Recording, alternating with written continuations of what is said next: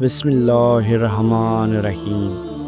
نماز صرف ایک عبادت نہیں، یہ اللہ سے ملاقات ہے۔ جب تم دنیا کے کاموں میں مصروف ہو کر نماز چھوڑتے ہو تو تم اللہ کو کہتے ہو میرے پاس وقت نہیں اے رب۔ نبی کریم صلی اللہ علیہ وآلہ وسلم نے فرمایا، نماز دین کا ستون ہے، جس نے اسے قائم کیا اس نے دین کو قائم کیا۔ ترمذی۔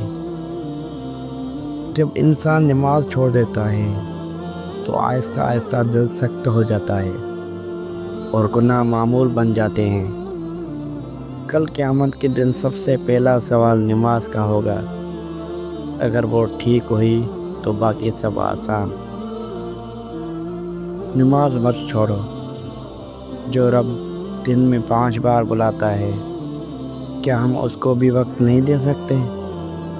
نماز نہ صرف فرض ہے بلکہ روح کی غذا ہے۔